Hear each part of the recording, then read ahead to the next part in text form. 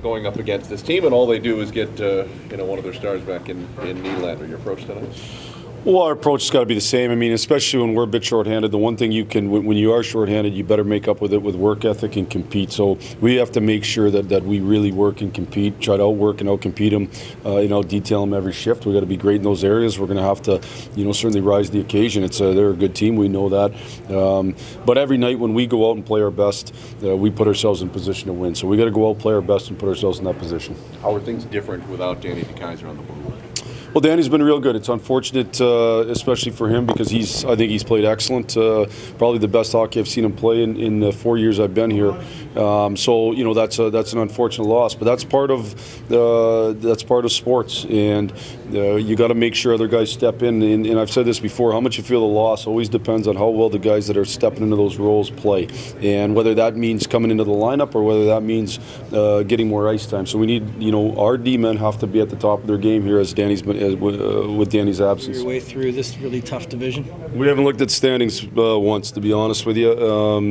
We've had two focuses, really one focus. That's getting better every day, and then looking at the game ahead of us. That's it. We had a game that the other night against Tampa where for parts we played good, and then we didn't play good enough, and we cost ourselves a point.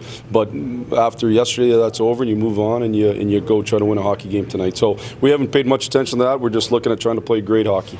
Called back up from Grand Rapids. What are you kind of looking forward to do when you get back in the lineup tonight? I think just stick to my game, play good defensively, build my game starting from there, and then hopefully continue to move forward and get the coach's confidence in me, and then just go from there.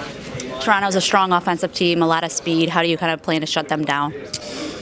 Like I said, right at this point, I'm just more concerned about my game right now and continuing to do what I think I can do out there.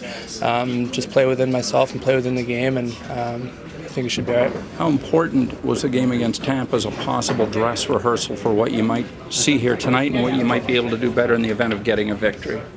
Obviously, I think anytime you play a game and the outcome was what it was, you definitely have to take what you can from it and learn and kind of just put it in the past. Obviously, it wasn't the outcome we wanted, but we have another game tonight, and I think everyone's ready for it. Does the challenge against the Leafs increase when a player like William Nylander is coming back into the lineup? I think when a team gets a player obviously of that caliber, it's definitely going to help their team out and obviously help their offense. So I think everyone's aware of that he's back, and I think everyone's going to be ready for it. Jeff talked about the importance of gapping up against a team as quick as Toronto. You, of course, have that type of speed as well. How do you balance both in getting the job done defensively but utilizing what your main strength is? I think just being patient, obviously, like you said, gapping up and giving them as little time and space as possible. And with the team, with the high-power offense they have, you want to give them as little time with the puck as you can, and just be patient for your opportunities, and when they come, you got to make the most of them.